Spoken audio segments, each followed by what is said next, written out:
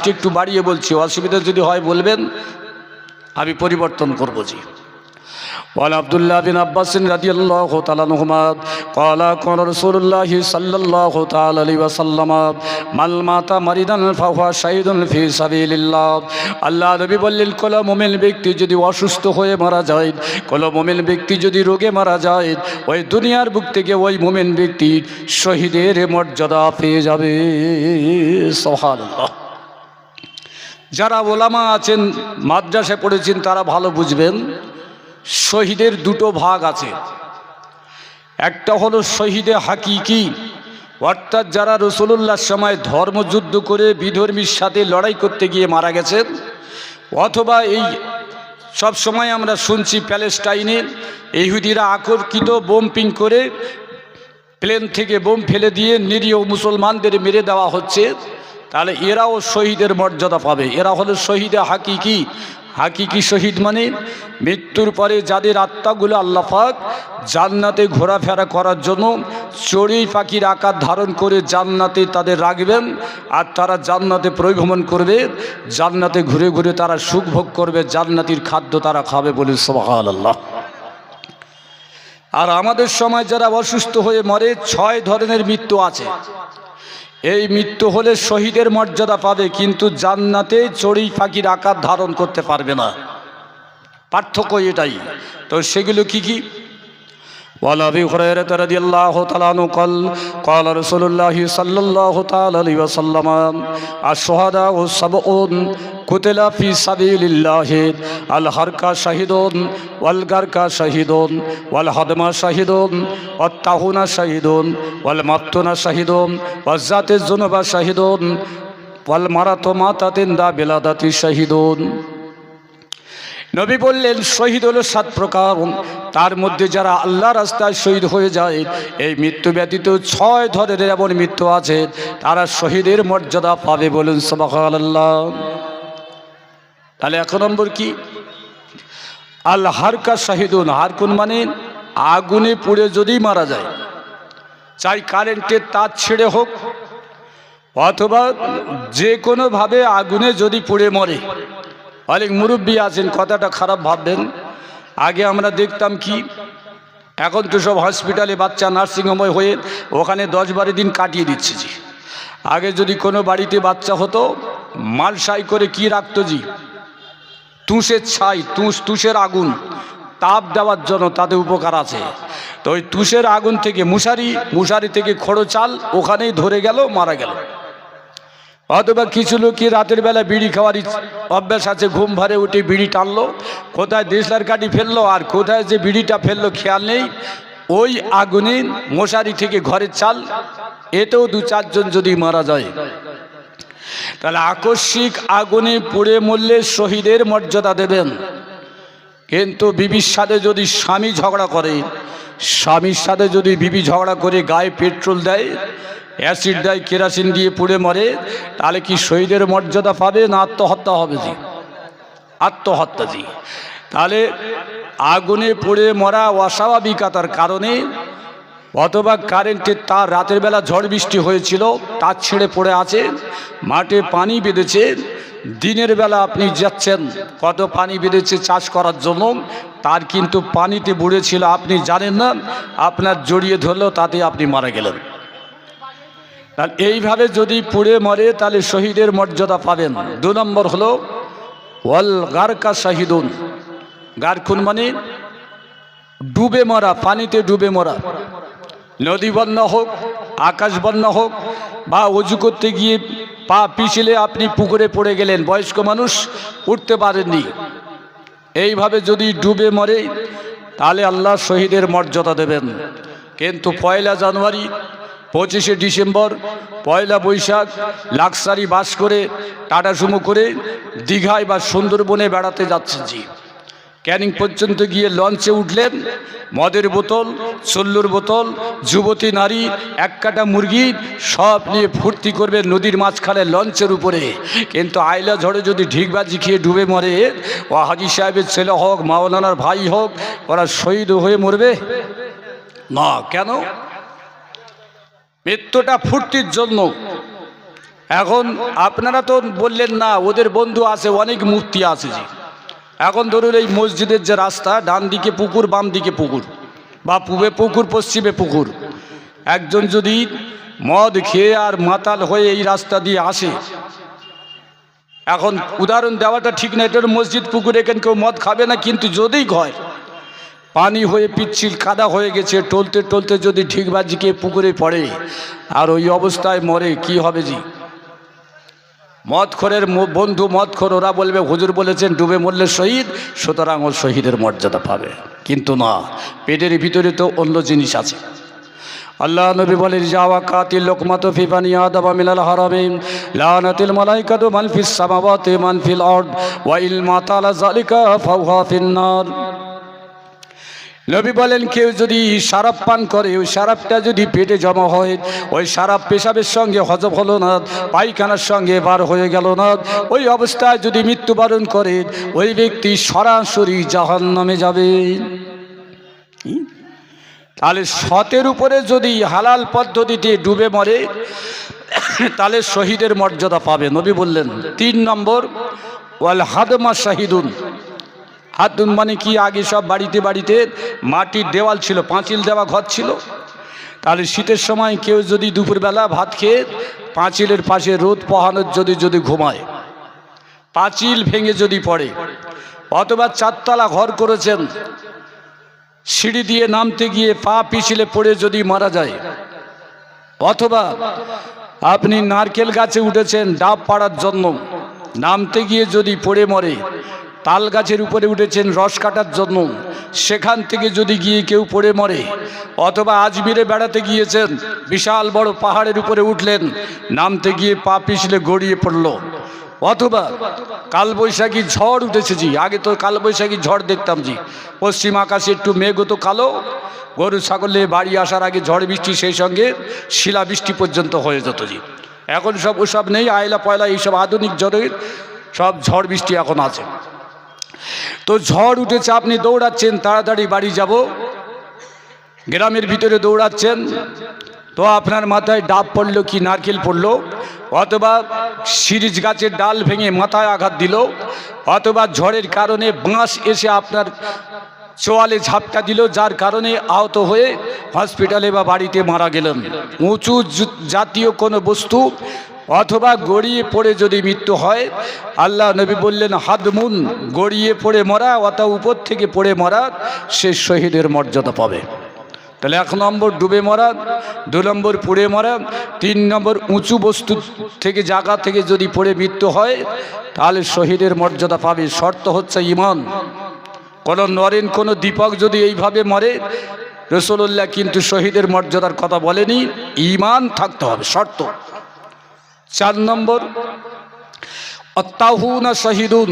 তাউন মানে কি? প্লেগ রোগ। আমি যতটুকু বই পড়েছি, বগলের নিচে ফোড়া হবে, লাল আকার ধারণ করবে, প্রচণ্ড যন্ত্রণা হবে, ফোড়া ফাটবে না, পুঁজ হবে না, মুখের স্বাদ নষ্ট, খেতে পারবে না, আস্তে আস্তে মৃত্যুবরণ করবে। 5 নম্বর হলো ওয়াল মাপতুনা শাহিদুন। মাপতুন মানে পেটের রোগ, ডায়রিয়া হোক অথবা টিউমার হোক, অথবা এই জাতীয় পেটের যে কোনো রোগ যদি হয়, সেই রোগে যদি মৃত্যুবরণ করে, শহীদের মর্যাদা পাবে। 6 নম্বর জাতের জুনুব শাহিদুন।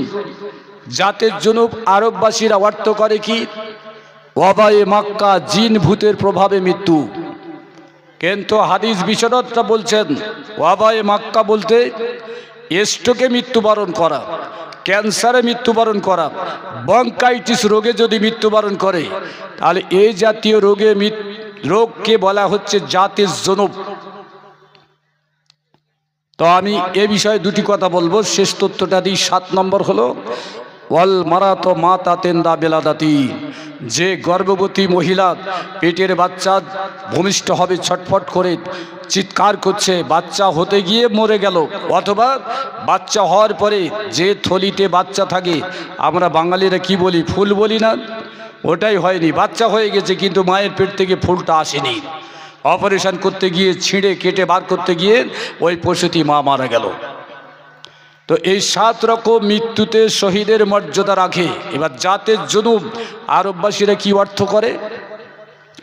হযরতে হালিমা সাদিয়া রাদিয়াল্লাহু তাআলা আনহা রাসূলকে যখন নিতে এসেছিলেন, অন্ধ বাচ্চা না পাওয়ার পরে নবীকে নিয়ে যখন মা হালিমা চলে গিয়েছিলেন, হযরতে হালিমা তিনি দুধ পান করাবেন, চুক্তি ছিল 6 বছর পর্যন্ত লালন পালন করবেন।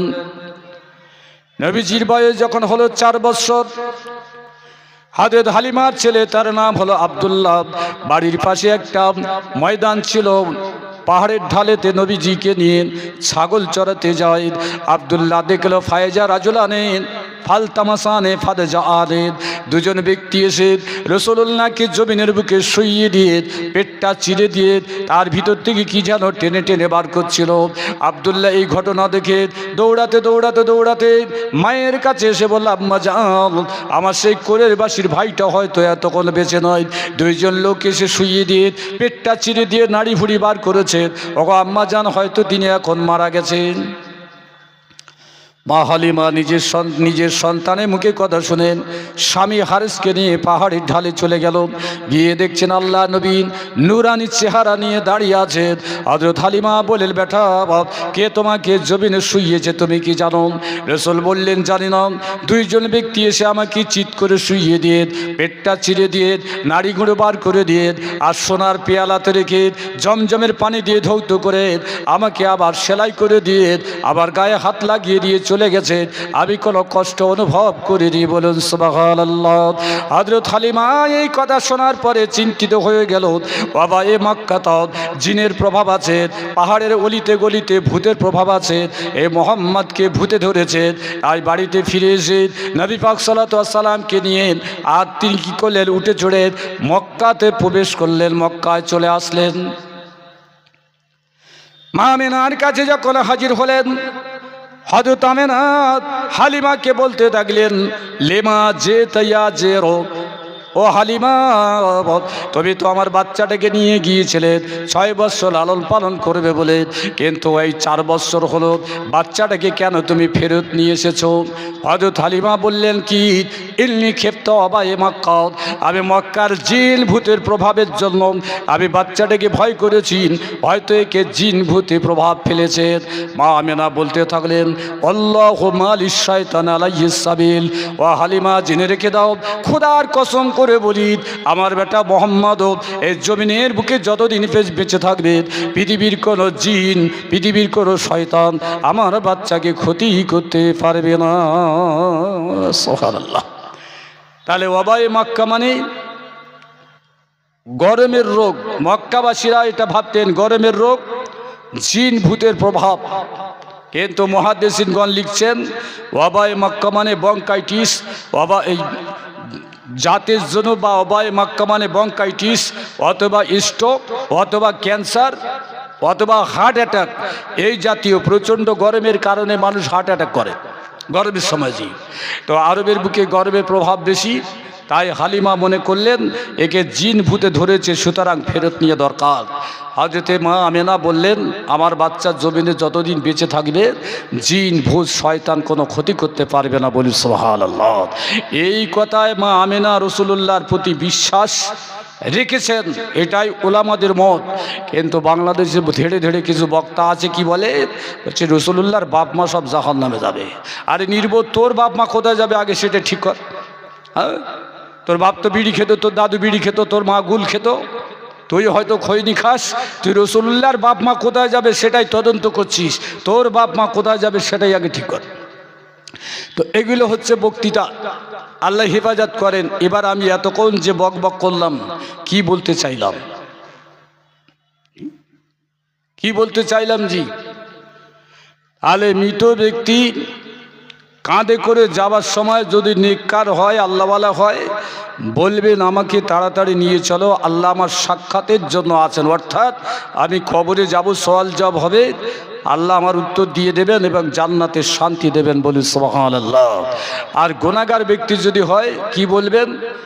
লা আদ্রি, আমি কিছু জানি না, এ কথা বলবেন। তাহলে মৃত ব্যক্তি কবরে কথা বলতে পারে, আল্লাহ পাক বলিয়ে নেবেন। এবার আমার প্রথম হাদিস কি ছিল? পিতা বলবেন, ও আমার সন্তানেরা, আমি কবরে চলে এসেছি, আমার জন্য দোয়া করো, আমি কবরে শান্তিতে কাটাবো। মা বলবে, ও আমার ছেলে মেয়েরা, আমার জন্য দোয়া করো, আমি শান্তিতে কাটাবো। ভাই বলবেন অন্য ভাইয়ের কাছে, স্বামী বলবেন বিবির কাছে, বিবি বলবেন স্বামীর কাছে, বোন বলবেন ভাইয়ের কাছে। নবী বললেন, ফায়জা দাওয়াহুম, জীবিত মানুষেরা যখন দোয়া করবে, আরসালাল্লাহু তাআলা আরওয়াল আমওয়াত, আল্লাহ পাক এই সওয়াবগুলো কবুল করে নিয়ে মৃত ব্যক্তির আত্মার উপরে পৌঁছে দেবেন মিসলুকাল জাবাল, পাহাড় পাহাড় পরিমাণ করে। বলুন সুবহানাল্লাহ। এরপরে নবী বললেন, ওয়া ইন্না লাইকাহুম, আয় আমার সাহাবীরা, তোমাদের উচিত হবে, কর্তব্য হবে, আনতাদউ লাহুম তাস্তাগফিরু লাহুম, তাদের জন্য দোয়া করা, তাদের জন্য মাগফিরাত কামনা করা। এই মৃত ব্যক্তির জন্য দোয়া করা, মিলাদ দেওয়া, জলসা দেওয়া, কোরআন খানি করা, গরিবকে খাওয়ানো, এরই নাম হচ্ছে ইসালে সওয়াব। আর যাদের ঘরে বসবাস করছি, যাদের সম্পদ ভোগ করে আজকে বাহাদুরি করছি, অথচ বছরে একবার তাদের জন্য হাত তোলার সুযোগ হয় না, আমরা সুসন্তান না কুসন্তান, একটু মূল্যায়ন করবেন।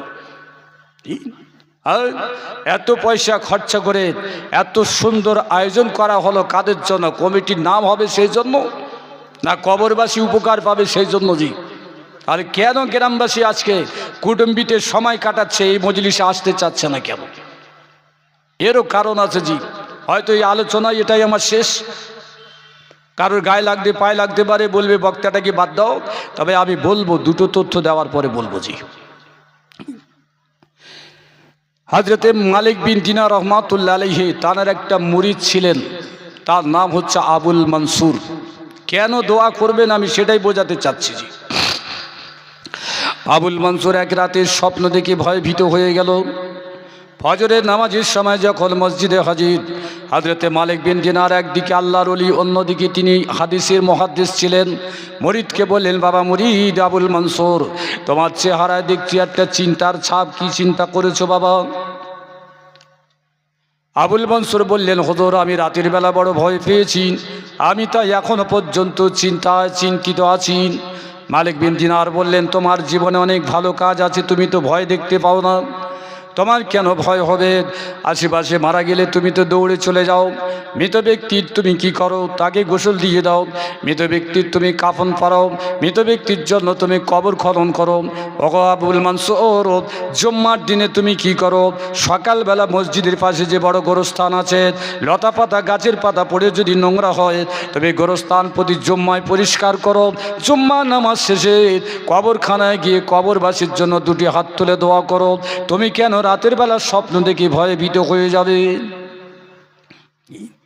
আমরা যাই শুক্রবার না, ও আগের জোর পড়ার ভয়তে তার আগে চলে যায়। দোয়া কখন করবো জি? হ্যাঁ, দোয়া কখন করব? এই বিশ্বকাপ খেলা হচ্ছে, অনেকে দেখছে টিভির সামনে, কিন্তু মিলাদে আসা সবাই নেই। IPL হবে, সেখানে সময় কাটাবে জি। কি চলছে এগুলো?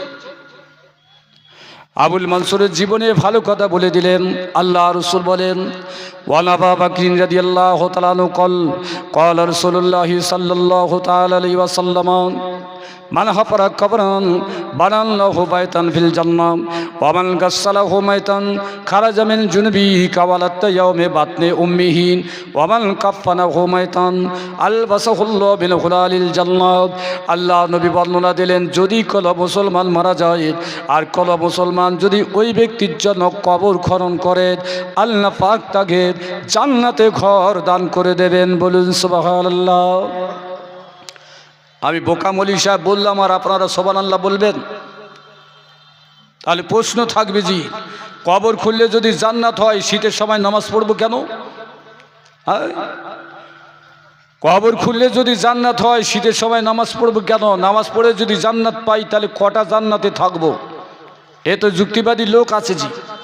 তাহলে এখন আল্লাহ আমাদের সব ধনী বানিয়েছে জি। যা দুই একজনের অভাব আছে, সরকারি চাল দিয়েছে, শুধু খাবি আর তাস খেলা করবি, যা। তাই তো জি, সরকার ফ্রি চাল দিচ্ছে না জি? খাবি আর তাস খেলবি, ক্যারাম বোর্ড খেলবি, লুডো খেলবি, কল বেড়ে খেলবি, তোদের আর উপায় করতে হবে না।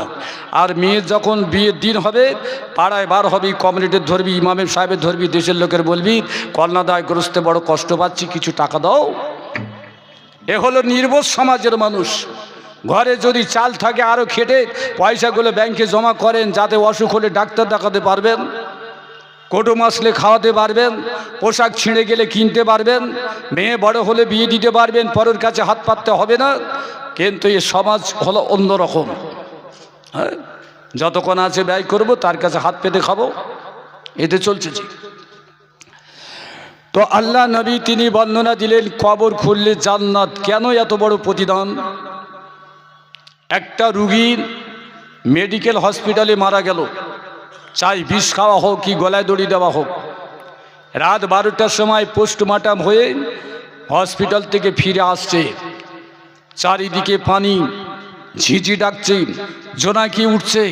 ওই রাতের বেলা পোস্টমর্টম রুগী, তাকে কবর দিতে হবে, হবে না জি? হ্যাঁ, আর কোনো মানুষকে যদি আপনি বলেন ভাই 500 টাকা দেবো, আমার বউ মরে গেছে, কবরটা একটু খুলে দাও, দেবে? হ্যাঁ, সেই আব্দুল্লাহ চাচা যার খোলা অভ্যাস আছে সেই যাবে জি। ওই কবর খুলতে গিয়ে ঝমঝম করে পানি আসলো তিরপলের নিচে, কবর খুলতে গিয়ে দেখা গেল একটা মাথা পাওয়া গেল, একটা হাঁটু পাওয়া গেল, একটা কোমর পাওয়া গেল, অথবা পাশে একটা কবর ছিল, তার ভিতর থেকে দুর্গন্ধ আসছে। এই কষ্ট সহ্য করে মুসলমান ভাই যদি মুসলমান ভাইয়ের জন্য কবর খনন করে, আল্লাহ পাক তার কি যা দেবেন না? কি আমাদের দেশে মাটি তো কোদাল মারলে হয় জি, বাঁকুড়ায় চলে যান, বাকিটায় হয় গাঁইতি দিয়ে খুলতে হবে, নয় জেসিবি দিয়ে কবর খুলতে হবে। লাল মাটি এত পাথরের মতো, আপনি কোদাল মারলে ঠিকরে উঠবে জি। তার এই যে পরিশ্রম করলো ইমানি ভালোবাসায়, যার আত্মীয় মারা গেল সে 10টা টাকা দেবে না, 50টা টাকা দেবে না। এই ব্যক্তি মুসলমান ভাইয়ের জন্য কষ্ট করে রাতে হোক, দিনে হোক, শীতে হোক, গ্রীষ্মকালে যদি কবর খনন করে, আল্লাহ পাক তার কি কিছু প্রতিদান দেবেন না? এর জন্য তার জন্য সুসংবাদ হলো জান্নাত। 2 নম্বর, ওয়ামান গাসসালাহু মাইতান, কেউ যদি মৃত ব্যক্তিকে গোসল দেয়, এই এখন তো প্রায় শেষের দিকে, তবু সন্ধ্যার পরে চাদর জামা গায়ে দিচ্ছি। রাত 10টার সময় যদি কেউ মারা যায়, যে লোকটি গোসল দেয় সে জামা কাপড় গায়ে দিয়ে, সোয়েটার শাল গায়ে দিয়ে, কম্বল গায়ে দিয়ে গোসল দিতে পারবে না? তাহলে তার জামা কাপড় খুলতে হবে জি। তাহলে আমার বাপ মরে গেল, আমি গোসল দেওয়া জানি না, কিন্তু পাড়ার একটা লোক আসলো আমার আব্বার গোসল দিতে, ওই শীতে গোসল দেওয়ার পরে ঠক ঠক করে কাঁপছে। ফতোয়ার কিতাবে এসেছে যে ব্যক্তি মৃত ব্যক্তিকে গোসল দেবে তার গোসল করা হচ্ছে মুস্তাহাব।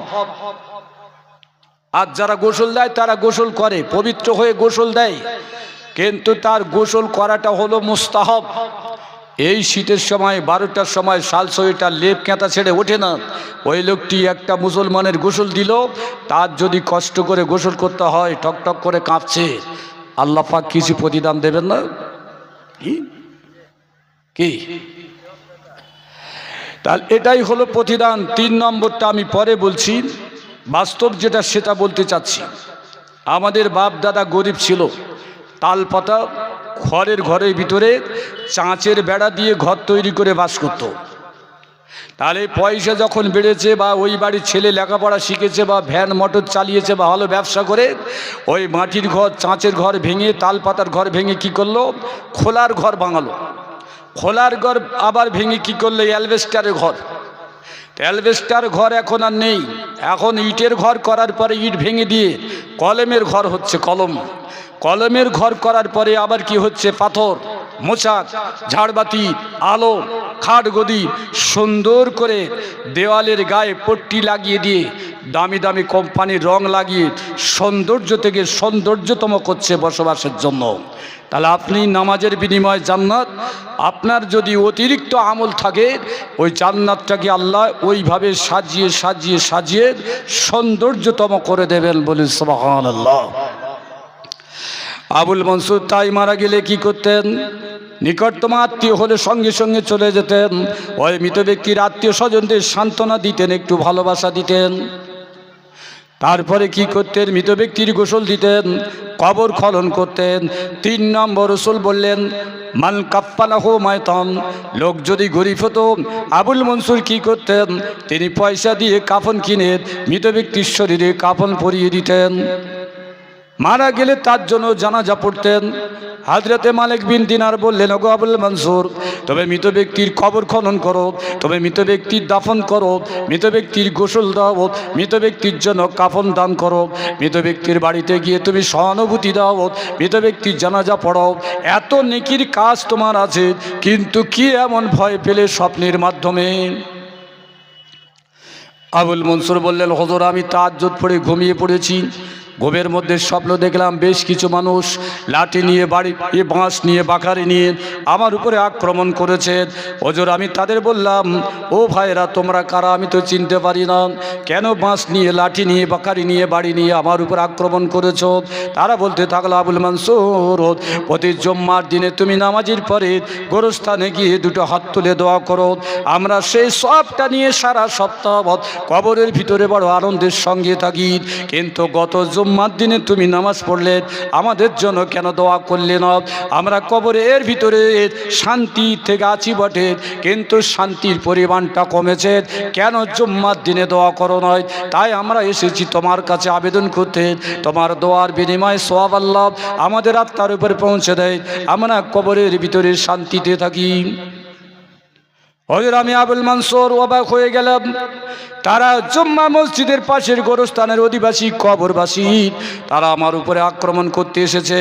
আমি অবশ্যই শুক্রবার দিন তাদের জন্য দোয়া করিনি, কিন্তু ওয়াদা করলাম তোমরা ফিরে যাও, ফিরে যাও, আমি আগামী জুম্মার দিন থেকে আবার আমি স্বাভাবিকভাবে দোয়া করব। এক এক করে তারা ফিরে চলে গেল। ওগো আমার পীর আবু মালিক বিন দিনার, আমি ওই রাতে যে স্বপ্ন দেখেছিলাম, সেই স্বপ্ন আমাকে বড় চিন্তিত করেছে। আপনারা কিছু বুঝতে পেরেছেন নাকি? তাহলে দোয়া কেন করবেন?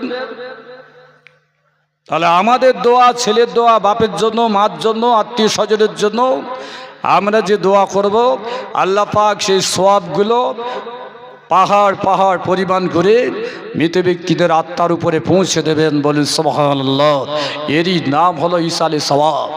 এই পাড়ার অনেক ছেলে 200 টাকা চাঁদা দেওয়ার ভয়তে শ্বশুরবাড়ি বউনে চলে গিয়েছে। মিলাদ শেষ হলে তবে আসবে। কি জলসায় চাঁদা দেবে না, আর বাপের জন্য হাত তুলবে না, আর মিলাদে আসবে না। আবার অনেক লোক আছে জি, পাড়ায় তো সব ভালো মানুষ না জি, বাড়ির ধারে মাইক বাঁধলে বলছে মাইক খুলে অন্যদিকে দাও, ওই সারা রাত হুজুরদের ভ্যান ভ্যানানি পছন্দ হবে, কাওয়ালি শুনবে, গজল শুনবে, গান শুনবে, হালখাতার গান এটা শুনবে, কিন্তু হুজুরদের ওয়াজ শুনতে বড় কষ্ট। মাইকটা অন্যদিকে মুখ ঘুরিয়ে দাও, এই কষ্ট সহ্য হবে না। কি আল্লাহ হেফাজত করেন। কিন্তু আমার মূল বক্তব্য কোথায় শেষ করবে? এরকম অনেক হাদিস পাক আছে, মৃত্যুর পরে মৃত ব্যক্তিকে আল্লাহ পাক কথা বলার মতো ক্ষমতা দান করেন। তাই কোনো কোনো কবরবাসী যারা অসহায় অবস্থায় কবরে থাকে, সন্তানদের জন্য, সন্তানদের কাছে, আত্মীয় স্বজনের কাছে কবর থেকে তারা সওয়াব জন্য আবেদন করে। এই হক আদায় করার জায়গা হলো এটাই, এরই নাম হচ্ছে ইসালে সওয়াব। আল্লাহ আমাদের সকলের জন্য দোয়া করার তৌফিক দান করেন। সবাই বলুন আল্লাহুম্মা আমিন। উচ্চাবাজি দুরূদ শরীফ। আল্লাহুম্মা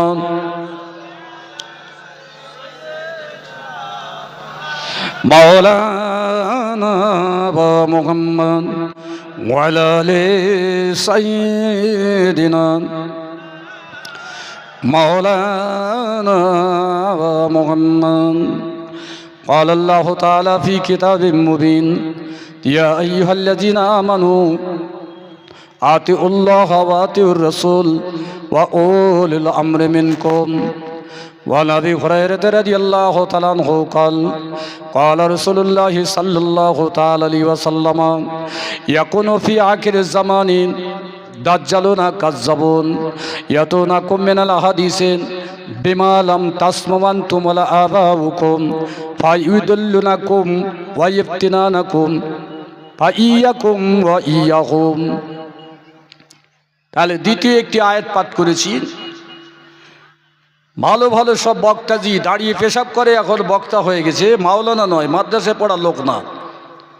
রসুল্লাহ সাহাবীরা এরকম মজলিস করে মাইক লাগিয়ে আর নির্ধারিত দিনে কোনো জলসা করেনি। সুতরাং এখন যে ইসালে সওয়াব হচ্ছে, মিলাদ হচ্ছে, এসব বেদাত চলবে না। যাদের একটু আশা ছিল করার জন্য, চাঁদা দেওয়ার জন্য, এই ফতোয়া শোনার পরে আর ইচ্ছা হবে? হ্যাঁ, কি বলছেন ভাই, কি বলছেন? আমি তো করি না জি। এমনি ওয়াজ তোলেন, ছবি দেবেন না, ছাড়বেন না জি, নাকি? এমনি ওয়াজ তোলেন, অনেক দেখা যায় পূর্ণ জলসায় এই পূর্ণ একটা ছবি নিয়ে লাগিয়ে দেয়। আমার হুজুর নিষেধ করেছে বলে আমি করি না, আমি আপনাদের প্রতি হিংসা করে করি না এটা। অনেকে বলেন ও উনি বড় বক্তা হয়ে গেছে। এইদিকে রাহুল স্টার না কি একটা আছে, সে আমার ফোনের মাধ্যমে বললো তুমি হচ্ছে সমাজ বিরোধী। আব্দুল লতিফ সাহেবের একটা জলসায় এসেছি, আমি বললাম ভাই আমি ক্যাসেট করিনি, তবু জলসাটা জোর করে ছাড়লো। আর হরিণ খরাল একজন বক্তার তিনি ওয়াজ দিয়েছি, তিনি কি বলছে, যেসব বক্তা ওয়াজ তুলতে দেয় না, ওদের যোগ্যতা নেই, এক ওয়াজ বিভিন্ন জায়গায় করে, সেই জন্য ওরা ক্যাসেট করতে দেয় না। ওই ছবিটা লাগিয়ে দিয়ে ছেড়েছে। আমি ফোন করলাম ভাই কেন এটা করলে? বলছে তোমরা সমাজ বিরোধী। তো ছবি আপনারা দেবেন না, ওয়াজ ছাড়েন, আমার আপত্তি কিছু নেই, ওয়াজ তোলেন, তাতে আমি নেকি পাবো, কিন্তু ছবি দেবেন না, এটুকু আবেদন থাকবে জি। তাহলে কি বলছিলাম, নির্দিষ্ট দিনে বাৎসরিক ইসালে সওয়াব করা শরীয়ত সম্মত কিনা, নির্ধারিত দিনে জলসা করা শরীয়ত সম্মত কিনা, হাদিসে আছে কিনা, কোরআন আছে কিনা, এটাই আমাদের জানার দরকার। কে কি বললো তার বিরুদ্ধে না, আমাদের সিলসিলায় দাদা হুজুর পীর কেবলা রহমাতুল্লাহ আলাইহি তিনি চালু করে গেছেন। তাহলে এটা হাদিস কোরআন সম্মত কিনা আপনারা বলুন। দাদা হুজুরের ইসালে সওয়াব কবে হয়?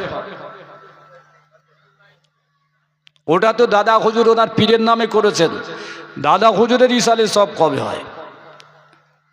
চৈত্র মাসের 3 তারিখ। খাজা হুজুরের ইসালে সওয়াব কবে হয়? 6ই রজব। বরপীর সাহেব ইসালে সওয়াব কবে হয়? 11 রবিউল সানি। রসুলের সালে মজলিস কবে হয়? নির্ধারিত দিনে 12 রবিউল আউয়াল। বসিরহাট হুজুরের ইসালে সওয়াব কবে হয়? মাদ্রাসায় একটা হয়, আর ওনার বাড়িতে হয় নাকি 13, 14, 15, আর হয় 17, 18, 19, 20 তারিখে শেষ, ফুরফুরায় শুরু হয় 21 তারিখ থেকে। ক্যানিংয়ের মুস্তানজি চৈত্র মাসের 2য় শনিবার। ভারতবর্ষের যত বড় বড় বুজুর্গানে দিন এবং আল্লাহর অলিগণ এসেছেন, প্রত্যেকের জন্য নির্ধারিত ইসালে সওয়াব আছে, প্রত্যেকের জন্য জি। তাহলে এটাও একটা ইসালে সওয়াব। ছোট হুজুর পীর কেবলার প্রতিষ্ঠিত 48তম এই ইসালে সওয়াব প্রতিষ্ঠিত হচ্ছে নির্ধারিত দিনে 1 ফাল্গুন। কি তাহলে নির্ধারিত দিন করে জলসা করা যদি বেদাত হয়, নাজায়েজ হয়, দাদা হুজুর ছিলেন মুজাদ্দিদ, বড় বড় আলেম ছিলেন, তানারা কি একটু বেদাত সম্পর্কে পড়েননি, নাজায়েজ সম্পর্কে পড়েননি? তো একটু ভাববেন আপনারা জি। আমি ফিরে যাচ্ছি আমার তথ্যের দিকে। যে হাদিসটি পড়লাম, নবীজি বললেন ইয়াকুনু ফি আখিরিজ জামানি দাজ্জালুনা কাজ্জাবুন ইয়াতুনাকুম মিনাল হাদিসে বিমা লাম তাসমানতুম আলা বাউকুম ফায়ুদিল্লুনাকুম ওয়া ইয়াফতানাকুম ফাইয়াকুম ওয়া ইয়াহুম। আল্লাহ নবী বলেন অবশ্যই কিয়ামতের আগে আবার উম্মতের ভিতরে এমন বক্তা হবে, আলেম হবে, দাজ্জালের মতো তারা মিথ্যা কথা বলবে, এমন এমন হাদিস তোমাদের কাছে শোনানো হবে ইতিপূর্বে তোমরা শোনেনি, তোমাদের বাপ দাদা শোনেনি। ফায়ুদিল্লুনাকুম ওয়া ইয়াফতানাকুম, তাদের কথা যদি শোনো তাহলে তোমরা পথভ্রষ্ট হবে, ফিতনার মধ্যে পড়বে। ফাইয়াকুম ওয়া ইয়াহুম, সুতরাং তাদের কথা থেকে, তাদের সেই আমল থেকে তোমরা দূরে সরে থাকো। নবীজি বললেন জি। তো আমি দুটো ছোট্ট তথ্য দেব, সবাই নষ্ট করার জন্য না। বোকা মানুষ কাকে বলে? বোকা মানুষ একটু কথা বলেন, বোকা কাকে বলে? বোকা হলো তারা যারা কথায় অসংলগ্ন, সমাজে ঠিকভাবে মানুষের সঙ্গে চলতে পারে না, এরা হলো বোকা। আর নির্বোধ কাকে বলে? নির্বোধ শরীয়তের দিকে একদল নির্বোধ আছে, সমাজে একদল নির্বোধ আছে। আমি দুটো নির্বোধের কথা বলবো জি। তাহলে বোকা কাকে বলে? এক সময় একটা মাওলানা সাহেব ওয়াজ করছে, আর সে পাগলা গোছের মানুষ সেখান থেকে যাচ্ছে জি। মাওলানা ওয়াজ করছে, বাবা মারা যাওয়ার পরে কবরে গেলে তিনটে প্রশ্ন হবে, মান রাব্বুকা দীনুকা নবিয়ুকা। উত্তর দিতে না পারলে দুমদাম মারপিট হবে, আর কবরের ভিতরে আগুন জ্বালিয়ে তাকে জব্দ করে দেওয়া হবে। পাগল এই ওয়াজ শুনলো, চিন্তা ভাবনা করছে বাস্তবে ঠিক কিনা জি। কিন্তু এ তো পাগল, একদিন দুপুরবেলা রান্না হয়নি, তো বিবিকে দুমদাম মারা শুরু করলো, রান্না করিসনি কেন, খাবো কি? তো বিবি বললেন, চাল ডাল সব ছিল, কাঠ নেই, তাই আমি জ্বালানি করব কি দিয়ে, কাঠের জন্য রান্না হয়নি। তো এ জানে জঙ্গলে কাঠ আছে, বোর মারপিট করার পরে একটা কুড়ুল কাঁধে করে নিয়ে জঙ্গলে যাচ্ছে কাঠ কাটার জন্য, রান্না বান্না হবে জি। পাড়ার কিছু লোক ওর পিছনে লেগে গেল, এ তো বোকা লোক, পাগল লোক। তো কাঁধে নিয়ে কুড়ুল নিয়ে গিয়ে একটা গাছে উঠে যে ডালে বসেছে, মাথার দিকে বসে আর গড়ার দিকে কাটছে। নিচে থেকে একজন মুরব্বী লোক বলল, তুই যদি পড়েছিস তো মরেছিস, ওভাবে কি গাছের ডাল কাটে? ও লব দিয়ে পড়ে বলছে, আমি যদি মরে যাই তাহলে আমার কবর খোলো, হ্যাঁ আমি মরে গেছি, কবর খনন করো। তো সবাই হাসছে, পাগলের সঙ্গে কি কথা বলবে জি। ও গাছ কাটা বাদ দিয়ে কুড়ুলটা কাঁধে করে নিয়ে এসে বাড়ি রেখে আর গ্রামবাসীদের বলছে, আমি ওই মুরব্বী বলেছে পড়েছিস তো মরেছিস, তা আমি তো মরে গেছি, আমার কবর খোলো। বলছে, জ্যান্ত লোকের কবর হয় নাকি? বলছে, তোরাও পাগল আমার মতো। কোদাল একটা কাঁধে করে নিয়ে নদীর পাড়ে গিয়ে আর কবর খুলে, আর কবরের ভিতর লম্বা হয়ে শুয়ে আছে। কেন, তো মরে গেছে, কবরে শুতে হবে, লম্বা হয়ে শুয়ে আছে, কোদালটা আছে উপরে। এখন ওই গ্রামে এক ইংরেজ শাসক ছিল, তিনি বাড়িতে গিয়েছিলেন, নৌকা চেপে এসে মালমাত্তা নিয়ে ঘাটে নেমে আর দেখছে কোনো মজুরি নেই, লোক নেই, মালকে বহন করবে। ও লক্ষ্য করে দেখলো কোদাল আছে মানে ওখানে কোনো লোক আছে। গুটি গুটি গুটি গুটি পায়ে গিয়ে দেখছে জ্যান্ত লোক কবর শুয়ে আছে। ও ডাঙায় থেকে বলছে, ওঠ ওঠ ওঠ। আর ও ভাবছে ফেরেশতা কবরে এসে বলে, মান রাব্বুকা দীনুকা নবিয়ুকা। এ তো ভাষা মিলছে না। ও কবরের ভিতরে ভালো করে গুড়ি সুড়ি করে শুয়ে আছে। আর বাবু দেখছে মাল বহন করার লোক নেই, ও কবরে নেমে আর বুট জুতো দিয়ে 3টে লাথি মেরেছে, 1 2 3। ও তড়াস করে উঠে বলছে, বাবু কোথায় যেতে হবে? ও তো শুনেছে মাওলানা বলেছে আগুনে পোড়াবে, জাহান্নামে যাবে, তাই বলছে বাবু কোথায় যেতে হবে? বলছে, আমার মালগুলো বয়ে দিবি চল। মালগুলো মাথায় নিয়ে বাবুর আস্থানায় যখন বয়ে দিল, বাবু 5টা রসগোল্লা দিল আর 50টা টাকা দিল, যা বাড়ি চলে যাও। ও রাস্তা দিয়ে ফিরছে, আর সেই মাওলানা ওয়াজ করছে, মান রাব্বুকা দীনুকা, কবরের শাস্তি হবে। লব দিয়ে বলছে, মাওলানা সাহেব মুখ সামলে কথা বলো, আমি রানিং কবর থেকে আসছি, ওসব মান রাব্বুকা দীনুকা কিচ্ছু হয় না। শুধু বলবে ওট ওট আর ওট, না উঠলে কবরে নেমে 3 বার বুট জুতো দিয়ে লাথি মারবে, আর জাহান্নামে টাবের নামে যেতে হবে না। মাল বয়ে নিয়ে গেলে 5টা রসগোল্লা দেবে আর 50টা টাকা দেবে। তুমি যা বলছো মিথ্যা কথা বলছো। এই পাগলের ব্রেন বুদ্ধি চিন্তা ভাবনা ভুল ছিল না ঠিক ছিল জি? অত বোকা। জ্যান্ত লোকের কবরে সওয়াল জবাব হয়, হুজুর তো মরা লোকের কথা বলেছে জি। তো সমাজে এই রকম কিছু বোকা মানুষ আছে জি, শরিয়ত নিয়ে ছিনিবিলি খেলা করছে। আল্লাহ হেফাজত করেন। এবার নির্বোধ কাকে বলে আমি একটা তথ্য আপনাদের কাছে দিচ্ছি জি। ভারতবর্ষে একজন মুসলিম বাদশাহ শাসন করেছিলেন, তার নাম হচ্ছে, বাংলায় বলে ইলতুৎমিশ, আরবিতে বলে আলতামস। আল কেরাতুর রাশেদা 3য় খণ্ড একটা বই আছে, তার মধ্যে তার জীবনী কিছুটা দেওয়া আছে। নদওয়াতুল উলামা লাখনৌ থেকে বইটা লেখা। তো ইলতুৎমিশ এক সময় তার নিজস্ব কর্মচারীদের বললেন, বাবা কালকে তোমরা আমার একটা কথা শুনবে, রাজ দরবারে জনগণের কোনো কাজ করতে হবে না। কর্মচারীরা খুব খুশি। পরের দিন এসেছে, স্যার কি কাজ করতে হবে জনাব? বাদশাহ বললেন, যাও তোমরা ঘুরে ঘুরে ঘুরে একটা নির্বোধকে ধরে আনো। নির্বোধ, নির্বোধ কার বলে, তার ডিফিনেশন কি, তার সংজ্ঞা কি, তার পরিচয় কি, বাদশাহ কিচ্ছু বলে দেয়নি। কর্মচারীরা ঘোড়া নিয়ে দৌড়াতে দৌড়াতে দৌড়াতে নির্বোধ খুঁজে পায় না। সন্ধ্যা হয়ে গেছে, ফিরে আসছে। এসে দেখে ওই কালিদাসের মতো গাছের ডালে একটা লোক মাথার দিকে বসে আর গড়ার দিকে কাটছে। এরা নিচে গিয়ে বলল, এই নেমে আয়। বলছে, কেন? আমার বাপের গাছে আমি উঠেছি কাঠ কাটতে, তোরা বারণ করবি কেন? কর্মচারীরা বলছে, আমরা বারণ করি না, বাদশাহ তোকে ডেকেছে। তো বাদশার দরবারে হাজির। বাদশাহ বললেন, কর্মচারীরা তোমরা একে কেন ধরে এনেছো? বলছে আমাদের বিচার হলো নির্বোধ। বলে নির্বোধের সংজ্ঞা বলিনি, তাহলে কি নির্বোধ কাকে বলে, কি ডিফিনেশন আছে, সংজ্ঞা আছে? বলল যে ডালে বসেছে মাথার দিকে বসে গড়ার দিকে কাটছে, ডাল কাটা হয়ে গেলে ঢিকবাজি খেয়ে পড়বে, মাথা ভাঙবে, পা ভাঙবে, আর রাষ্ট্রের পয়সা এর চিকিৎসা করতে হবে, অথবা মরে যদি যায় এর বউ বাচ্চার খাওয়া দিতে হবে, সেই জন্য আমরা গাছ থেকে নামিয়ে এনেছি। বাদশাহ বললেন, হ্যাঁ তোমাদের বিচার ঠিক, এ হচ্ছে বড় নির্বোধ। বাদশাহ খুশি। আবার পরের দিন বলছে, বাদশাহ তোরা আজকে গিয়ে আর একটা নির্বোধ খুঁজে দিয়ে আয়।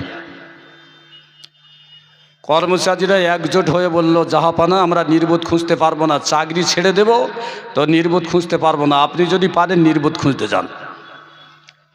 ইলতুৎমিশ হেসে ফেলে বললেন, ভাই শোনো, আমার ভাষায় নির্বোধ আছে যে রাষ্ট্রনেতা, যে রাজ্যনেতা রাষ্ট্র চালাতে গিয়ে জনগণের উপরে যদি অত্যাচার করে, নিপীড়ন করে, আমার ভাষায় সেই হচ্ছে বড় নির্বোধ। যে বক্তার বক্তৃতার কারণে সমাজে যদি বিশৃঙ্খলা তৈরি হয়, সেও নির্বোধের আওতায় পড়বে। যে দোকানদার মাল বেচতে গিয়ে খরিদ্দারের সঙ্গে ঝগড়া করে তার দোকানে বেচা কেনা কমবে, সেও নির্বোধ। যে ইমাম সাহেব ইমামতি করতে গিয়ে মুসাল্লিদের সঙ্গে ঝগড়া করে মসজিদের মুসাল্লি কমিয়ে দেয়, সে হচ্ছে বড় নির্বোধ। যে ডাক্তার চিকিৎসা করতে গিয়ে রোগীকে যদি মেরে দেয়, সেও বড় নির্বোধ। তাহলে নির্বোধ কাকে বলে? এইভাবে আলোচনা করলে আমিও নির্বোধের খাতায় হয়তো পড়ে যাবো নাকি? সমাজে এইভাবে চলতেছি। আমাদের যে লোভ লালসা, আমাদের যে এখন মনের ভিতরে লোভ ঢুকে যাচ্ছে, শরিয়াত বন্ধ হয়ে যায় যাক, সাধারণ মানুষ জাহান্নামে যায় যাক, আমার স্ট্যাটাসটা যেন বজায় থাকে, আমার মান সম্মান যেন বজায় থাকে, আমার পকেটটা যেন ভারী থাকে। আজ দিনের দোহাই দিয়ে, জলসার দোহাই দিয়ে এভাবেই বক্তা সমাজ আজকে নির্বোধের খাতার নাম লিখিয়ে ফেলেছে। কি চলছে? আল্লাহ হেফাজত করেন। এবার আমি যেটা বলতে চাচ্ছি, সেদিকে যাই, নির্ধারিত দিনে জলসা করা শরীয়ত সম্মত কিনা আপনারা বলুন। রমজান মাসে রোজাটা যদি মুহররম মাসে করা হয় চলবে? কি কথা বলা নিষেধ নাকি? কেন? সব মাস তো আল্লাহ। মুহররম মাসের মালিক আল্লাহ, রমজান মাসের মালিক আল্লাহ। তাহলে রমজানের রোজাটা যদি মুহররমে করা হয়, আদায় হবে না কেন? হ্যাঁ, আল্লাহর হুকুম পরিবর্তন। শাহরু রমাদান আল্লাযী উনজিলা ফীহিল কোরআন হুদাল লিন-নাসি বায়িনাতুম মিনাল হুদা ওয়াল ফুরকান ফামান শাহিদা মিনকুমুশ শাহরু ফালিয়াসুমহু। আল্লাহ পাক কোরআন থেকে জানিয়ে দিলেন, রমজান বলে একটা মাস আমি অবতীর্ণ করেছি, যে মাসে আমি কোরআনটা অবতীর্ণ করেছি সত্য এবং মিথ্যা, হক এবং বাতিলের পার্থক্য করার জন্য। তোমরা যারা রমজান মাসে বেঁচে থাকবে, হাজির থাকবে, উপস্থিত থাকবে, এই মাসে তোমরা রোজা পালন করবে। তাহলে রোজা রাখার জন্য নির্ধারিত মাস হলো রমজান মাস। তাহলে রোজার জন্য, ইবাদতের জন্য যদি নির্ধারিত মাস হয়, তাহলে জলসায় একটা ইবাদত, দোয়া একটা ইবাদত, আর দোয়া ও মুখ খুলে ইবাদত। তাহলে জলসায় দোয়া হয়, জলসা একটা ইবাদত, এটা নির্ধারিত দিনে বেদাত হবে কেন? এরা হলো নির্বোধ বক্তা। কি হাদিস কোরআনে রেফারেন্স নেই, কিছু তথ্য দিয়ে, যুক্তি দিয়ে মানুষের মগজ ধোলাই করা হচ্ছে। আর আমরা সেই পাল্লায় পড়ে এভাবেই বাপের জন্য কাঁদা হাত তোলা, মায়ের জন্য দোয়া করা আমরা ভুলে গিয়েছি। শুক্রবারের নামাজটা যদি রবিবার পড়া হয়, শুক্রবারের দিনের মালিক আল্লাহ, রবিবার দিনের মালিক আল্লাহ, কিন্তু আদায় হবে না কেন? ইয়া আইয়ুহাল্লাযীনা আমানু ইযা নুদিয়া লিস-সালাত মিন ইয়াউমিল জুমআতি ফাসাউ ইলা যিকরিল্লাহ ওয়া যারুল বা'i যালিকুম খায়রুল লাকুম ইন কুনতুম তা'লামুন। হে বিশ্বাসীগণ, জুম্মার দিনে যখন আজান দেওয়া হবে, তোমাদের ডাকা হবে জিকিরের জন্য, অর্থাৎ নামাজ এবং খুতবার জন্য। ফাসআউ ইলা যিকরিল্লাহ, অর্থাৎ তোমরা দৌড়ে চলে এসো আল্লাহর জিকিরের জন্য, নামাজের জন্য এবং খুতবার জন্য। নাওয়াইতু আন উসকিতান জিম্মাতি ফাজুজ জোহরে বিআদায় রাকাতা সালাতিল জুমাত, 4 রাকাত জোহরের পরিবর্তে আপনি জুম্মার নামাজ পড়ছেন 2 রাকাত, আর 2 রাকাতের সওয়াব হচ্ছে খুতবার ভিতরে। সেই জন্য খুতবা জিকির অর্থ খুতবা এবং জিকির অর্থ হলো নামাজ। তাহলে জুম্মার নামাজ রবিবার পড়লে বৃহস্পতিবার পড়লে আদায় হবে না। জি, নামাজের জন্য দিন নির্ধারিত, সেটা হলো শুক্রবার। এখন মুহররম মাস একটা দিন আছে, সেই দিনটা ইবাদতের জন্য শ্রেষ্ঠ দিন। মুহররম মাসের 10 তারিখ একটা রোজা আছে, রোজা রাখার দিন। মুহররমের রোজা যদি সফর মাসে করি রোজা হবে, কিন্তু মর্যাদা আদায় হবে না। কেন? আল্লাহ রসুল বলেন, মান সামা ইয়ামাল আসুরা ফাকান্নামা সামা দাহরা কুল্লুহু, যে ব্যক্তি রমজান মাসের 10 তারিখে একটা রোজা রেখে দেবে, সারা বছর নফল রোজার সওয়াব পেয়ে যাবে। বলুন সুবহানাল্লাহ। কেন নফলের সওয়াব সারা বছর? 3 বছর আগে আমার এই মজলিসে ও বিষয়ে বিস্তারিত আলোচনা আছে। জি, তাহলে শুক্রবার দিন শুক্রবারের নামাজ অন্য দিন পড়লে হবে না। মুহররম মাসের রোজা 10 তারিখে অন্য দিন করলে আদায় হবে না, যদি হয় মর্যাদা পাবে না। এবার আপনারা বলুন, ঈদুল ফিতরের নামাজ যদি শাওয়াল মাসের 1 তারিখে না পড়ে যদি মুহররমের 1 তারিখে পড়ি, হবে না। কেন হবে না? আল্লাহ রসুল বলেন, সোম ও হেলালা ওয়াফতারা হেলাল, তোমরা চাঁদ দেখে রোজা করো, চাঁদ দেখে তোমরা রোজা ছাড়ো, অর্থাৎ চাঁদ দেখে তোমরা ঈদ করো। তাহলে 1 শাওয়ালে রসুল পাক তিনি ঈদ করেছিলেন। শাওয়াল ব্যতীত অন্য দিনে ঈদ করলে ঈদের নামাজ আদায় করা ওয়াজিব হবে না। কোরবানি ফাসাল্লি লিরাব্বিকা ওয়ানহর, আল্লাহ পাক কোরআন পাকে জানিয়ে দিলেন, নবী আপনি কোরবানি নামাজ আদায় করুন এবং আপনি কোরবানি করুন। তাহলে উদহিয়া মানে কোরবানি, নুসুক মানে কোরবানি। ইন্না সলাতি ওয়া নুসুকি, নুসুক মানে কোরবানি।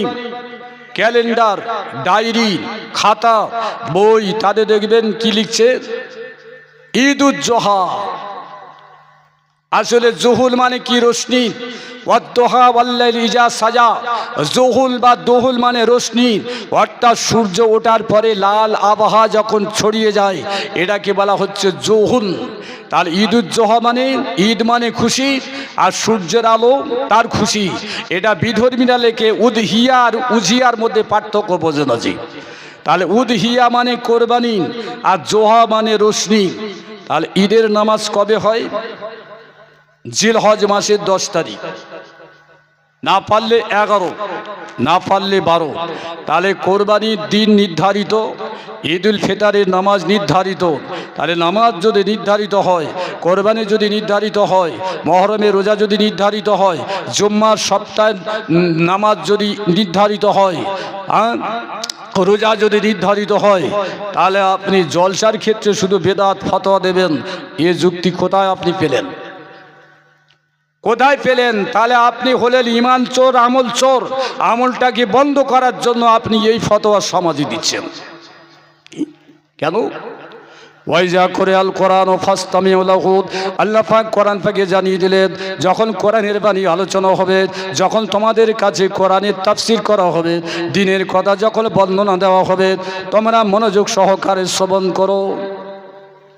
তাহলে জলসায় কোরআন হয়, হাদিস হয়, মসলা হয়, শরীয়তের কথা আলোচনা হয়। সুতরাং এটা একটা ইবাদতের দিন। এবার আমি যাচ্ছি, কোরআন বললাম, হাদিস বললাম, এবার একটা হাদিসের কথা আমি বলি।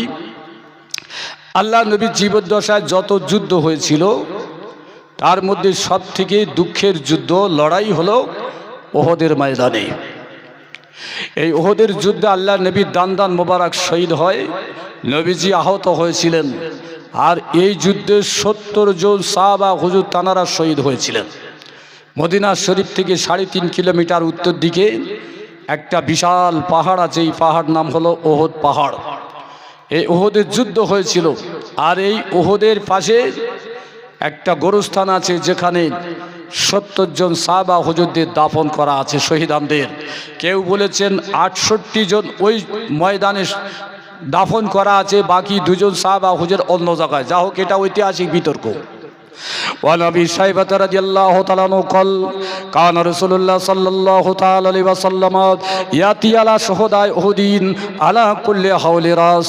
হযরত আবি সাহেব বলছে আল্লাহ নবী প্রত্যেক বছর উহুদের ময়দানে যে সমস্ত শহীদ শহীদ হয়েছিলেন তাদের জন্য জিয়ারতের জন্য আল্লাহ নবী উহুদের ময়দানে হাজির হয়ে যেতেন। বলুন সুবহানাল্লাহ। বুখারীতে একটাই হাদিস আছে, আল্লাহ নবী যে দিনে উহুদের যুদ্ধ হয়েছিল সেই যুদ্ধে যারা শহীদ হয়েছিলেন বছরে একবার উহুদের শহাদাদের জিয়ারতের জন্য নবী পাক সেখানে হাজির হতেন। কি তাহলে নবী যদি বছরে একটা নির্ধারিত দিনে জিয়ারতের জন্য যায় তাহলে আমাদের জন্য নির্ধারিত দিনে জলসা করা বিদআত না। 2 নম্বর, আল্লাহ নবী হিজরত করে যখন মদিনায় পৌঁছালেন, মসজিদে নববী নির্মাণ করার আগে তৈরি করার আগে আল্লাহ নবী একটা মসজিদ তৈরি করেছিলেন। কোরআন পাকে এসেছে উসসিস আলাত তাকওয়া। এই মসজিদটার নাম হলো মসজিদে কুবা। মদিনার মসজিদে 1 রাকাত নামাজ পড়লে 50,000 রাকাত নামাজের সওয়াব আল্লাহ পাক দান করেন। বলি সুবহানাল্লাহ। কাবা শরীফে নামাজ পড়লে 1 রাকাতের জন্য 1 লক্ষ রাকাত নামাজের সওয়াব দেওয়া হয়। আল্লাহ নবী বললেন মদিনাতে যদি ফিতনা ফাসাদ হয়, মসজিদে নববীতে যদি তোমরা নামাজ পড়তে না পারো তাহলে মসজিদে কুবায় গিয়ে যদি নামাজ পড়ো তাহলে মসজিদে নববীর মতো মর্যাদা সওয়াব আল্লাহ দান করে দেবেন। বলি সুবহানাল্লাহ। এটা নবী শুধু বলেননি, এটা মুখের কথা। ওয়ান আব্দুল্লাহ বিন উমর রাদিয়াল্লাহু তাআলা আনহুমা قال কানা রাসূলুল্লাহ সাল্লাল্লাহু তাআলা আলাইহি ওয়াসাল্লাম ইয়াজুরু কুবা ফি কুল্লি সাবতিন। যে নবী বললেন মদিনার মসজিদে 1 রাকাত নামাজে 50,000 রাকাত নামাজের সওয়াব পাওয়া যায়। আল্লাহ নবী প্রত্যেক শনিবার তিনি কুবা মসজিদে যেতেন, জিয়ারত করতেন এবং নামাজ আদায় করতেন। তাহলে এটা হলো সাপ্তাহিক নির্ধারিত দিন। প্রত্যেক সপ্তাহে সাবতুন মানে শনিবার। হযরত আব্দুল্লাহ বিন উমর বলছে নবীজি প্রত্যেক শনিবার গিয়ে ওই কুবা মসজিদ জিয়ারত করতেন এবং থাকতেন। ওটাই হলো মসজিদে নববী নির্মাণ করার আগে প্রথম মসজিদ। এই মসজিদকে কেন্দ্র করে ইহুদির একটা মসজিদ করেছিল, তার নাম হলো মসজিদে জেরার, যেটাকে পরবর্তীকালে ভেঙে দেওয়া হয়েছিল। এবং সেই জায়গাটি এখন আরববাসী লোকেরা ভেড়া দুম্বা মরে গেলে সেখানে ফেলা হয়, ওখানে কোনো মানুষ বসবাস করে না। কোরআন পাক খুলে সূরা তাওবার ভিতরে এটা পাবেন। তো যাই হোক, আমি যেটা বোঝাতে চাচ্ছি, তাহলে নবী বছরে একবার যেতেন উহুদের মাঠে, উহুদের ময়দানে। নবীজি সপ্তাহে একদিন যেতে কুবা মসজিদে। এই জন্য পিরানি তারিকাত কল কল মসজিদে বছরে একবার নির্ধারিত করে জিকিরে মজলিস করেন। কল কল মসজিদে মাসে একবার জিকিরে মজলিস হয়, কল কল মসজিদে সপ্তাহে একবার করে জিকিরে মজলিস হয়। এই পিরানি তারিকাত এই আমলগুলো হাদিস থেকে কোরআন থেকে নির্বাচন করে এই আমল তারা করে গেছেন আমাদের উপকারের জন্য। আমাদের উপকারের জন্য। কেন দাদা হুজুর শুধু মুজাদ্দিদ মানে নামাজ পড়ানোর জন্য আসেননি, তাহলে তানার একাধিক আমল কর্মসূচি আমাদের জন্য উপকার। সেই জন্য বেশ কিছু দল আছে যারা জলসা জুলুসের পক্ষে না, অথচ দাদা হুজুর বাংলায় প্রথম জলসা চালু করে গিয়েছিলেন। আজকে হাজার হাজার নয় লক্ষ লক্ষ আলেম এই জলসার বিনিময়ে তাদের সংসার চলছে। কেউ 3 বার 4 বার 5 বার করে হজ করেছে, সব এই ওয়াজ নসিহতের বিনিময়ে আর আপনাদের কাছের পয়সার বিনিময়ে। অথচ তাদের ইতিহাস ঘাটলে দেখা যাবে তারা গরিব ঘরের ছেলে, হজ করতে যাওয়া তো দূরের কথা, বোম্বাই যাওয়ার পয়সা তাদের নাই। তাহলে এই ওয়াজ নসিহতের বিনিময়ে দিনও চলছে, দিনও বাঁচাচ্ছে, তাদের পেটও চলছে, শরিয়ত বাঁচছে। দাদা হুজুর পীর কেবলা যদি নির্ধারিত দিন না করতেন বাংলায় এই জলসা চালু হতো না। এখন দেখা দেখি ও জামাতিরাও মাদ্রাসার উন্নতির জন্য জলসা দিচ্ছে, মসজিদের জন্য দিচ্ছে নাকি। অথচ এই লোকগুলো প্রথম দিকে জলসার বিরোধী করেছিল, এখনও কিছু কিছু জায়গায় জলসার বিরোধী করে। আবার দেখা যায় তবলিগ মাদ্রাসা নির্ধারিত দিনে জলসা দিয়ে মাদ্রাসার উন্নতির জন্য তারা আলেমদের দাওয়াত করে। আরে কোরআন বললাম, হাদিস বললাম, এটা এবার দুটো আল্লাহর ওলির কথা বলবো, অসুবিধা হচ্ছে নাকি? আমি বইটা পড়েছি, বইটার নাম হলো হেকায়েতে আউলিয়া, লেখকের নাম হলো মাওলানা আশরাফ আলী থানভী রহমাতুল্লাহ আলাইহি, তবলিগ জামাতের বড় আলেম। তিনি লিখছেন মৌলানা আব্দুল আজিজ সাহেব, তানার দাদু মৌলানা আব্দুর রহিম সাহেবের জন্য মুরিদ মোতাকেদ লোকদের নিয়ে প্রতি বছরে একবার তিনি ওই দাদুর কবর জিয়ারাত করতে যেতেন। সেখানে কোরআন পড়তেন, মিলাদ করতেন, সওয়াব রেসানি করতেন। আর আমরা যেই গরু মেরে তাবারুক করছি, তৎকালীন সময় এত পয়সা ছিল না। তো ওই মৌলানা আব্দুল আজিজ সাহেব ইনি ওই দোয়া মিলাদ করার পরে কি করতেন, ছোলার দানা অথবা এলাচের দানা যারা আসতেন তাবারুক হিসাবে তাদের দিতেন। বলুন সুবহানাল্লাহ। আর এদের এখন আলেম ওলামাগুলো বলছে জলসায় তাবারুক দেওয়া মানে ওই পূজার প্যান্ডেলে পূজা হয়ে যাওয়ার পরে যে খাবার দেয় ঠিক তদ্রুপ। এদের হুজুরদের কিতাব এরা পড়ে না, শুধু ফুরফুরার বিরোধী করার জন্য এই কথাগুলো তারা আজকে মুখ থেকে বলছে। এখন দেখা দেখি ও তবলিগ মাদ্রাসায় বিরিয়ানি খাওয়ানো হচ্ছে মিলাদের পরে, জলসার পরে। কেন? চাঁদার দরকার, মাদ্রাসা বাঁচাতে হবে। তো 2 নম্বর হযরতে নিজামুদ্দিন আউলিয়া রহমাতুল্লাহ আলাইহির নাম শুনেছেন? ওরপরে সিলসিলার মানুষ যদি ওই নিজামুদ্দিন আউলিয়া দিল্লিতে তানার মাজার আছে ওখানে জিয়ারতের জন্য যায় তাহলে মনে মনে ঘৃণা করবেন। আমি একবার গিয়েছিলাম, মেলা হুজুর বড় হুজুর পীর কিবলার মেজর সাহেবজাদা মরহুম আল্লামা আবু ইব্রাহিম হুজুরের সঙ্গে রাজস্থানে জলসা ছিল। ওখান থেকে 130 কিলোমিটার হচ্ছে আজমির। ওখান থেকেই গিয়েছিলাম ওই নিজামুদ্দিন আউলিয়া কুতুবুদ্দিন বখতিয়ার হুজুরের দরবারে আমরা জিয়ারত করতে। তো আমার সঙ্গে মিনহাজ ভাই ছিলেন আর আবু ইব্রাহিম হুজুর ছিলেন। তো ওখানে গিয়ে দেখলাম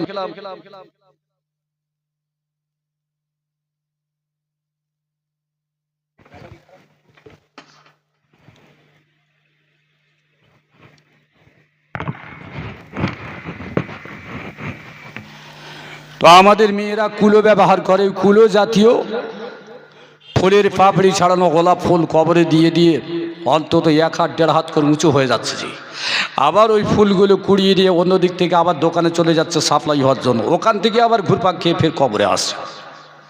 না রাসূলুল্লাহ সাল্লাল্লাহু আলাইহি ওয়াসাল্লাম নাকসুলি সারাওয়াত তীর ওয়া সুরুজ আলাইহা।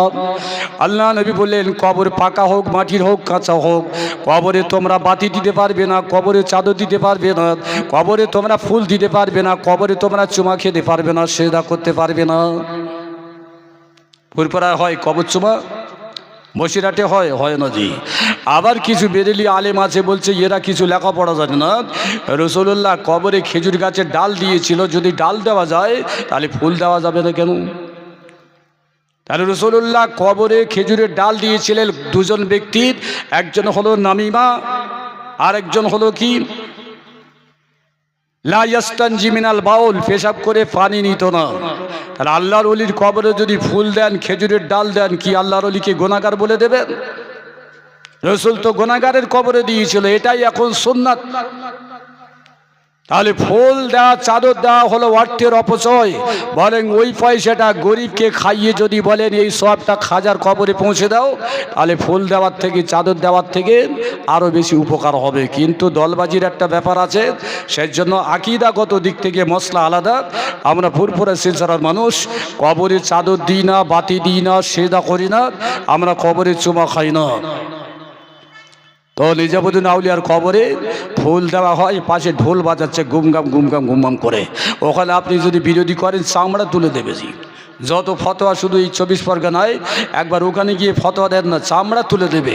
ওর পাশে বিশাল বড় একটা জামাতিদের জায়গা আছে, নিজামুদ্দিন আউলিয়া ওখানে জামাতিদের বিশাল মার্কাজ আছে। জি, কিন্তু কেস করার পরেও এভাবেই তাদের রায় এসেছে, ওরা ঢোল বাজাবে ফুল দেবে, বারণ করতে পারবে না।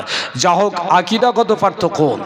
তো নিজামুদ্দিন আউলিয়া রহমাতুল্লাহ আলাইহি উনি ওনার মায়ের কাছে বছরে মাসে একবার করে দোয়া নিতে আসতেন। কেন পার্থক্য কি আমি ওনার জীবনী পড়েছি। এত মুরিদ মোতাকেদ ওনার থাকতো, সব সময় মুরিদদের কাজ জন্য বিভিন্ন তালিম দিতেন, তাই মায়ের কাছে মাসে একবার করে দোয়া নিতে আসতেন। প্রতি মাসের 1 তারিখে হুজুর দোয়া নিতে আসতেন। যে বছর ওনার মা মারা গেলেন সেই দিন তিনি কি করলেন, 30 তারিখে তিনি মায়ের কাছে চলে গেলেন, পরের দিন দোয়া নেবেন। মা দেখে বললেন নিজামুদ্দিন এর পরের মাসে তুমি কার কাছে দোয়া নেবে বাবা? আমি মায়ের কথা শুনে কেঁদে ফেলে দিলাম। ওগো আমার আম্মা জান, আপনি কি দুনিয়া থেকে বিদায় নিয়ে যাবেন? এমন কথা কেন আপনি বললেন? আমি নিজামুদ্দিন কার কাছে দোয়া দেব? এই কথা বলার পরে মা বললেন, যাও খাওয়া দাওয়া করে রাতটা তুমি কাটিয়ে দাও, সকাল হয়ে যাবে, তোমার উত্তরটা আমি দিয়ে দেব। হযরত নিজামুদ্দিন আউলিয়া বললেন, রবিউল সানির প্রথম তারিখে আমি মায়ের কাছে দোয়া নিই, তার আগের মাসের 30 তারিখে আমি মায়ের এই কথা শুনে সারা রাত আমি মসজিদে তাহাজ্জুদ নামাজ পড়ে কাটিয়ে দিয়েছি। আল্লাহ আমার মা কি দুনিয়ার বুকতে বিদায় নেবে। ফজরের নামাজের পরে আমি আর মুরিদদের নিয়ে না বসে মায়ের কাছে চলে গেলাম। মা আমাকে ডেকে বলল, বেটা তোর জন্য দোয়া করতে হবে, কিন্তু গতদিন আমি বলেছিলাম এর পরের মাসে কার কাছে তুই দোয়া দেবি। একটা হাত মাথায় রেখে দিয়ে আর একটা হাত তুলে বলছেন, আল্লাহ আমার নিজামুদ্দিনকে তোমার কাছে রেখে যাচ্ছি, আমার নিজামুদ্দিনকে তুমি হেফাজত করবে। হযরত নিজামুদ্দিন ঝরঝর করে কাঁদছেন। এরপরে হাতটা নামিয়ে নিলেন, মা বিছানায় একটু শুয়ে পড়লেন, টলে পড়লেন, 3 বার মুখ থেকে বললেন, লা ইলাহা ইল্লাল্লাহ, লা ইলাহা ইল্লাল্লাহ, লা ইলাহা ইল্লাল্লাহ মুহাম্মাদুর রাসূলুল্লাহ। এরপরে চোখটা বন্ধ হয়ে গেল। হযরত নিজামুদ্দিন চিৎকার করে উঠলেন, আম্মা জান আমাকে কি এতিম করে আপনি কোথায় চলে গেলেন? হযরত নিজামুদ্দিনের আম্মা জান এই কালমা পড়তে পড়তে ইন্তেকাল করেছিলেন।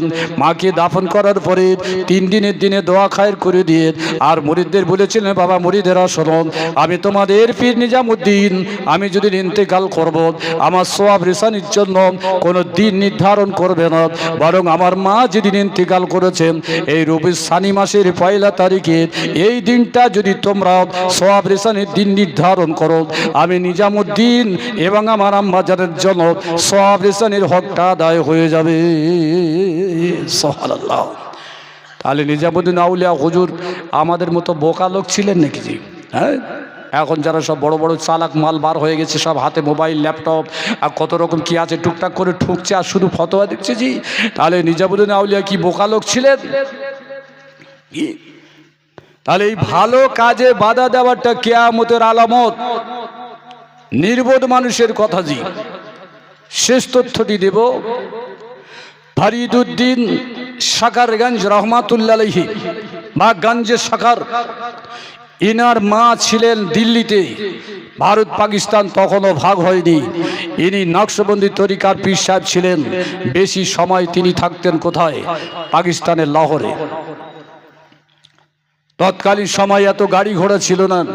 ওনার মুরিদদের বললেন, যাও আমার মায়ের বয়স হয়ে গেছে, একবার দিল্লি থেকে লাহোরে নিয়ে চলে এসো। তো ঘোড়ার গাড়িতে নিয়ে কতগুলো মুরিদ পাকিস্তান লাহোর থেকে দিল্লিতে আসছেন। এসে হাজির হলেন হযরতে ফরিদউদ্দিন গঞ্জে সাকার রহমাতুল্লাহ আলাইহি। তালার মাকে বললেন, আপনার বেটা আপনাকে নিয়ে পাকিস্তানে যেতে বলেছে। তা বললো, আমি এই অসুস্থ হয়ে গেছি, ঘোড়ার গাড়িতে দীর্ঘ সময় বসে যেতে পারবো, তবে আল্লাহ যদি আমার হায়াত দেয় আমি তোমাদের সঙ্গে যাব। ভালো করে গোসল করে পোশাক আশাক পরে পর্দার সঙ্গে ঘোড়ার গাড়ি থেকে দিল্লি থেকে বার হলেন। মাঝ পথে এসে অসুস্থ হয়ে গেলেন। ওই সমস্ত মুরিদেরা যারা ছিলেন পানির জন্য দৌড়াদৌড়ি করতে থাকলেন। পানি আনতে আনতে এসে দেখা গেল হযরতে ফরিদউদ্দিন গঞ্জে সাকার রহমাতুল্লাহ আলাইহির আম্মা জান ইন্তেকাল করেছেন। মৃত লাশের কাছে একটা মুরিদ ঘোড়ার গাড়ি নিয়ে লাহোরে এসে হুজুরকে বলেন, আপনার আম্মা জান দিল্লি থেকে বেশ কিছুদিন আপনার আম্মা জান ইন্তেকাল করেছেন, অসুস্থ হয়েছিলেন, পানি সংগ্রহ করতে পারেনি, তিনি ইন্তেকাল করেছেন। চলে আসলেন লাহোর থেকে, ওই রাস্তার পাশে মাকে দাফন করে দিয়ে সেই জায়গায় কবর তৈরি করে দিয়ে 3 দিনের দিন একটা ইসালে সব করলেন। যত মুরিদেরা এসেছিলেন বললে, বাবা মুরিদেরা, আমি ফরিদউদ্দিন আপনাদের কাছে একটা আবেদন করছি, আমি যেদিন মারা যাব আমি পীর হিসাবে আমার মৃত্যু দিনকে তোমরা ইসালে সব করবে না, তবে আমি ওসিয়ত করে যাচ্ছি আমার মা যেদিন ইন্তেকাল করেছেন এই দিনে যদি বাৎসরিক ইসালে সব পালন করা হয়, আমি ফরিদউদ্দিন আমার মায়ের সঙ্গে কবরে শুয়ে শুয়ে আমি সব পেতে থাকবো। সুবহানাল্লাহ। এবার আমি সংক্ষিপ্ত করে আনলাম। এবার আপনারা বলুন, নির্ধারিত দিনে হাদিস দ্বারা, ইজমা দ্বারা, কিয়াস দ্বারা নির্ধারিত দিনে সওয়াব রেসানি করা যায় কিনা? হ্যাঁ, খালি চাঁদা দেওয়ার ভয়তে আর আসার ভয়তে ফতোয়া চার দোকানে বসে বসে দিলে হবে না জি, এটাকে শরীয়তের বিরুদ্ধে চারণ করা হয়। আল্লাহ হেফাজত করেন। এইভাবে ইশারে সওয়াব করার, মৃত ব্যক্তিদের জন্য দোয়া করার তৌফিক আল্লাহ পাক আমাদের বেশি বেশি দান করেন। সবাই বলুন আল্লাহুম্মা আমিন। উচ্চ আওয়াজে দুরূদ শরীফ আল্লাহুম্মা। কত বাজলো? পরের মাওলানা এসেছে। ওয়ালা আলি সাইয়্যিদিনা মাওলানা মুহাম্মদ। উষার মরর ধূসর বুকে শান্তি সদায় খোস্তুফান। দেরি আছে, এখন দেরি আছে, বস আর 20 মিনিট বসেন জি। আমি জানি আপনাদের খাওয়া হয়নি, চলে যাচ্ছেন তো বসেন। এমনি তো লোক কম, ফের যদি চলে যান মন খারাপ হয়ে যাবে জি। এত হাদিস কোরআন বলে যদি লোক শুনতে না চায়, কার কাছে বলবো? উষার মরর ধূসর বুকে শান্তি সদায় খোস্তুফান। তৃণলতার শূন্য দেশের মানব রসুল ফুল বাগান। বিশ্ববাসী সবার মুখে শুনছি যাহার সুযশ গান। সে যে মোদের দয়ার নবী, দরুদ পড়ো মুসলমান। আল্লাহুম্মা সাল্লি আলা সাইয়্যিদিনা মাওলানা মুহাম্মদ ওয়া আলা আলি সাইয়্যিদিনা মাওলানা